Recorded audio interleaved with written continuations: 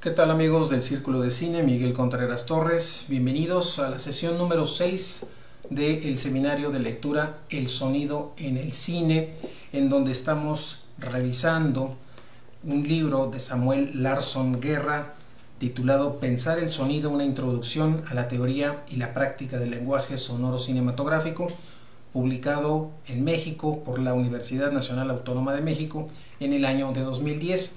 Hoy vamos a concluir la revisión del capítulo segundo titulado ¿Cómo escuchamos? ¿Cómo escuchamos? Es este segundo capítulo que hoy vamos a revisar hasta su parte final, y así continuaremos día con día, de lunes a viernes a las 10 de la noche en vivo, hasta concluir, hasta agotar la revisión de todo este libro. Hoy vamos entonces a concluir este capítulo segundo y pues los invitamos a que continúen en estas transmisiones.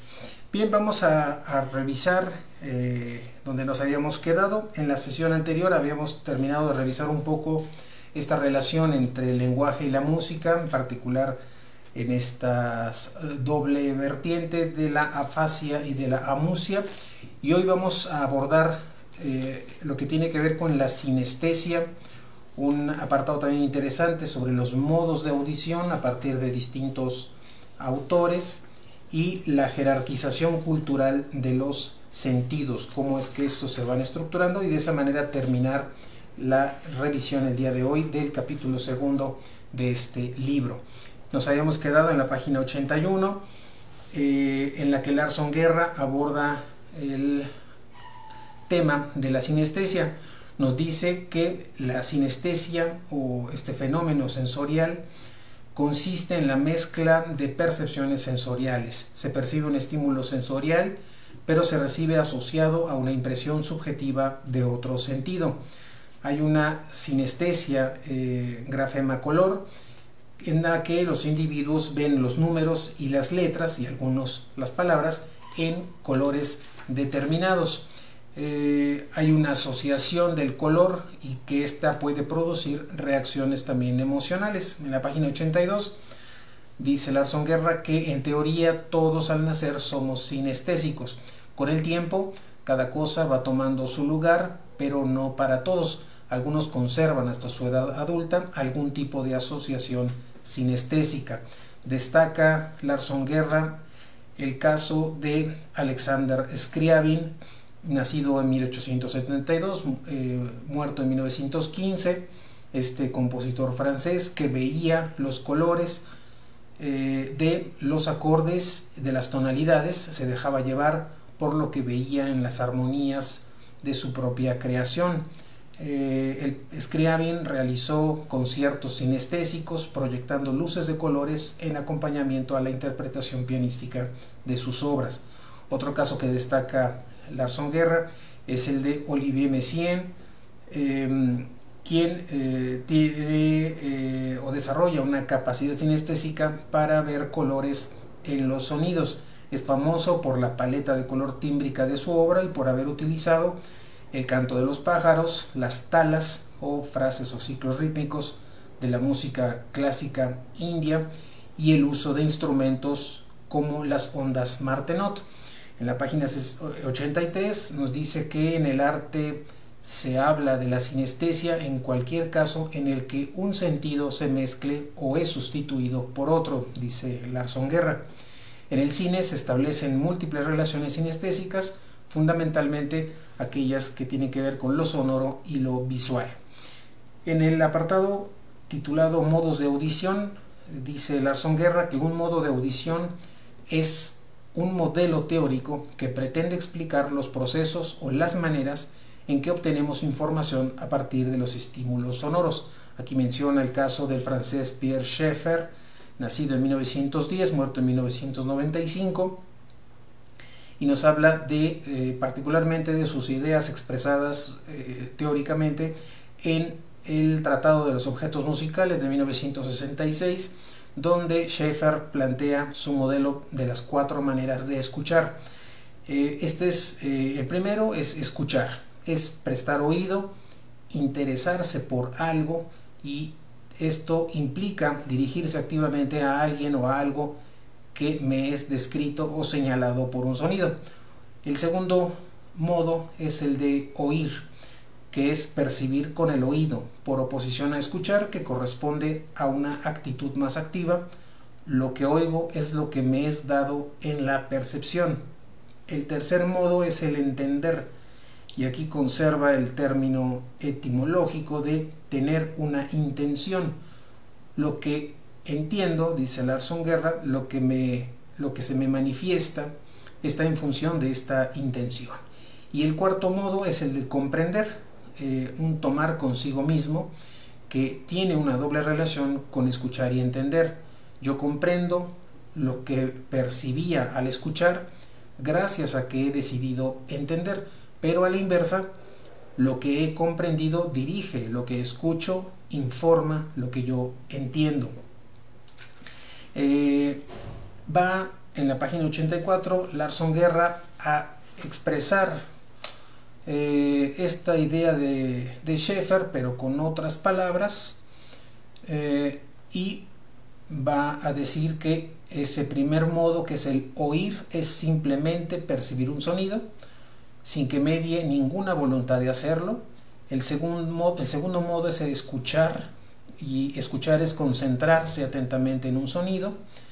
El tercero, entender, es una intención, una voluntad de escuchar, separando un sonido de otro, seleccionando lo que queremos escuchar. Finalmente, el cuarto es comprender, que es el nivel semántico de la escucha, cuando se decodifica el significado de un sonido lingüístico. Dirá también Larson Guerra en la página 84 que a estos cuatro modos corresponden a su vez dos categorías de escuchar: la causal y la semántica. La primera, la causal, es aquella que se preocupa por dilucidar la causa, aquello que ha producido el sonido que escuchamos. La segunda, la semántica, es aquella en la que lo que nos interesa del sonido es el mensaje que contiene e implica, por tanto, su decodificación. También no puede dejar de mencionar Larson Guerra tres conceptos fundamentales: lo que es la escucha acusmática, la escucha reducida y el objeto sonoro. En cuanto a este término de la escucha acusmática, es aquella en la que no vemos la fuente emisora. Puede decirse que el radio es el ejemplo más típico de estos medios acusmáticos, donde escuchamos quizás a una persona, pero no vemos esa fuente emisora. El segundo concepto fundamental es el de la escucha reducida. Esto es cuando nos concentramos en un sonido en sí, sin pretender obtener del mismo otra cosa que la simple escucha.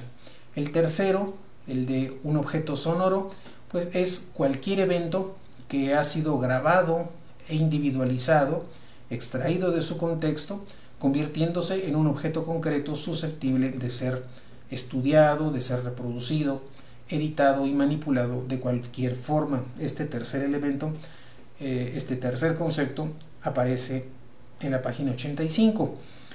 Siguiendo con esto, dice que la escucha reducida tampoco es excluyente de las otras, es decir, de la causal y de la semántica, porque se complementa e interactúa con estas. Muchas veces, para poder dilucidar el significado o la causa de un sonido, tenemos que concentrarnos en el sonido en sí mismo. Otro modelo que presenta Larson Guerra en esta misma página 85 es el modelo de audición de Ernst Schachtel, más bien. Nacido en 1903, muerto en 1971, un psicoanalista alemán que propuso dos modos de audición: el autocéntrico y el alocéntrico. El modelo autocéntrico es un estado en el cual quien escucha se concentra en sus sentimientos de satisfacción o insatisfacción con respecto al estímulo sonoro. Es aquel centrado en la subjetividad del oyente y su relación con el sonido. Es de orden emocional, en el sentido de un me gusta o de un no me gusta de ese sonido. Y por el contrario, el modo alocéntrico es cuando la atención se centra en el sonido en sí, lo que significa o lo que nos informa ese sonido.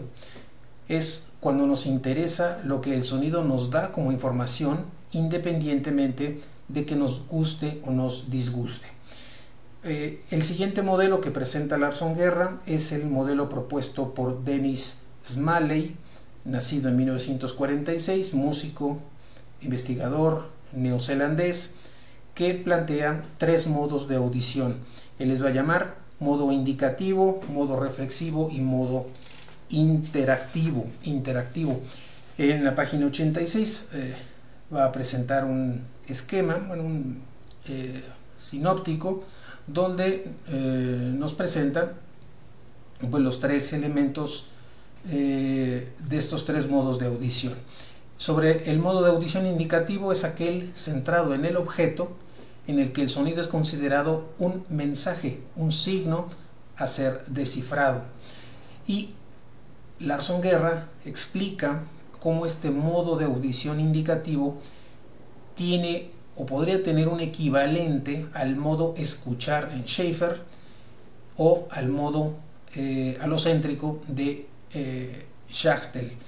El segundo es el modo de audición reflexivo y es aquel centrado en el sujeto y en su reacción emocional hacia el sonido.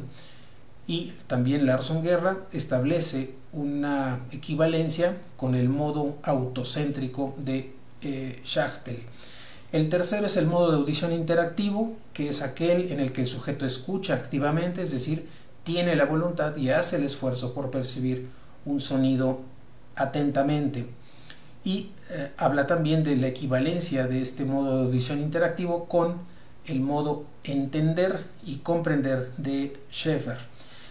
A modo de conclusión general, dice Larson Guerra, el oír puede ser una actividad pasiva o activa, distraída o atenta, centrado en lo emocional o en lo racional, concentrada en los sonidos en sí o en los que los sonidos transmiten como vehículos de información, ya sea esta causal o semántica. Y un cuarto modelo que presenta Larson Guerra será uno que propone el propio autor. Personalmente, dice Larson Guerra, yo agrego una reflexión adicional y lo va a presentar a modo de frases, de palabras, de juego de palabras. El primer elemento es no todo lo que suena se oye. El segundo, no todo lo que se oye se escucha. Y tercero, no todo lo que se escucha suena. La primera frase, nos aclara Larson Guerra, se refiere al primer momento de la cadena auditiva. Nos ubica dentro de la fuente sonora o el emisor y el receptor. Aquí nuestro oído no capta todas las vibraciones, aquellas que son demasiado lentas o demasiado rápidas, que escapan a lo que Michel Quioin llama la ventana auditiva, es decir, lo que nuestro oído es capaz de percibir del entorno sonoro. La frase no todo lo que suena se oye establece, dice Larson Guerra, claramente que no alcanzamos a percibir todo lo que al vibrar está generando variaciones de presión acústica en el aire. Aquí, al mencionar a Michel Quioin, hace referencia a su libro El sonido, música, cine, literatura. La segunda fase de este modelo que propone el propio Larson Guerra en la página 87, la segunda fase tiene que ver con la ausencia de una voluntad por atender a un estímulo sonoro, por lo que puede ser que oigamos algo pero sin escucharlo. Aquí establece la correspondencia con el modo de oír de Schaeffer y con esta idea de que no hay peor sordo que el que no quiere oír. La tercera frase tiene que ver con la escucha interna y nos dice que constantemente estamos escuchando internamente nuestros pensamientos que este es un tipo de escucha que no es considerado en los modelos anteriores y lo considera Larson Guerra importante, esta escucha interna de la escucha de nuestros pensamientos, de nuestros propios pensamientos, o por ejemplo una melodía que nos gusta, una que no nos gusta y que se nos ha quedado pegada. Así que existe una intensa actividad auditiva que podríamos llamar virtual y que ocupa buena parte de nuestra actividad auditiva cotidiana. El siguiente apartado tiene que ver con la jerarquización cultural de los sentidos. Nos dice Larson Guerra que vivimos en una cultura donde lo visual impera sobre los demás sentidos, forma parte intrínseca de la cultura occidental desde hace varios siglos. Sin embargo, en la actualidad los medios electrónicos conllevan un cierto regreso a la tradición oral de épocas anteriores. Los lenguajes sonoros están ampliamente desarrollados y están extendidos. En la página 88 nos dice que en todas las grandes religiones lo sonoro está siempre presente como un elemento consustancial de la creación divina. Por ejemplo, a través del verbo se desencadena el proceso del Génesis, una manifestación de lo divino en la esfera de lo sensible. Mediante el proceso de nombrar las cosas es que adquieren materialidad. En el caso de la tradición védica, se acepta la noción de que si alguien pudiera emitir el sonido, es decir, la palabra original de la creación de un objeto, podría entonces crearlo. Se admite que el sonido, en este caso en modo de invocación o conjuntos mágicos o conjuros mágicos, puede tener efectos tangibles en el mundo material. Ya en la visión occidental moderna, el sonido va a ser un atributo de la fuente sonora, es decir, se confunde la causa con el efecto. Llamamos sonido tanto al fenómeno físico de propagación de ondas vibratorias, como también le llamamos sonido al fenómeno psicoacústico de su percepción. Sin embargo, nos aclara Larson Guerra, son cosas diferentes. No solemos considerar al sonido como un elemento creador, generador de cambios, causa de poderosos efectos. Al contrario, tendemos a considerar el sonido como un efecto producido por el movimiento del mundo y de la vida. Esto también nos ha llevado consecuencias perniciosas del desarrollo tecnológico industrial posmoderno, entendiendo el sonido como un instrumento de dominio. Regresando a la cuestión de los Vedas, para ellos el primer lugar lo tiene el oído como jerarquía de sentidos, le va a seguir el tacto y en tercer lugar la vista. Y adicionalmente cada uno de los 5 sentidos va a estar asociado a 5 elementos esenciales y Larson Guerra nos presenta la tabla en donde vemos el elemento y el sentido que corresponde. Tenemos entonces el éter al oído, asociado al oído, el aire asociado al tacto, el fuego o la luz relacionado con la vista, el agua relacionado con el gusto y finalmente la tierra con el olfato. En una cita de un libro de Alain Danielou, Música y el poder de los sonidos, nos dice este autor que el sentido que corresponde a cada uno de estos elementos puede también percibir los elementos inferiores, pero no los superiores. Nos recuerda Larson Guerra, bueno, hasta aquí la cita de Alain Danielou, y sigue Larson Guerra diciendo que en la filosofía clásica derivada de los Vedas, Maya se le va a considerar una ilusión, puesto que lo que vemos del mundo es solo la superficie de las cosas, su apariencia.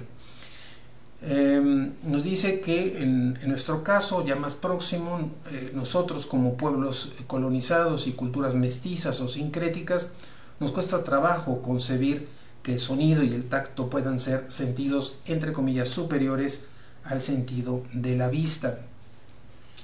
Y bien, hasta aquí termina este segundo capítulo del libro Pensar el sonido. El segundo capítulo se titula ¿Cómo escuchamos?, a modo de pregunta, y ya a partir de mañana continuaremos con la revisión del capítulo tercero de este libro, que se titula El desarrollo tecnológico del sonido cinematográfico. Mientras tanto, aquí vamos a hacer una pausa de la revisión de este libro. Hemos terminado el día de hoy la revisión del segundo capítulo del libro Pensar el sonido, una introducción a la teoría y la práctica del lenguaje sonoro cinematográfico, publicado por el Centro Universitario de Estudios Cinematográficos de la UNAM, México, 2010. Bien, pues los invito a que nos escuchen mañana a la séptima sesión de este seminario, en el que ya daremos comienzo a la revisión del capítulo tercero de este libro, interesante libro sobre la cuestión del sonido en el cine como lenguaje sonoro en el ámbito cinematográfico. Bien, pues mi nombre es Fernando Saldaña Benítez. Les agradezco que hayan estado atentos a la transmisión, a la grabación también de estas transmisiones, y los espero el día de mañana, 10 de la noche, en vivo, para continuar con este seminario. Mientras tanto, gracias y muy buenas noches.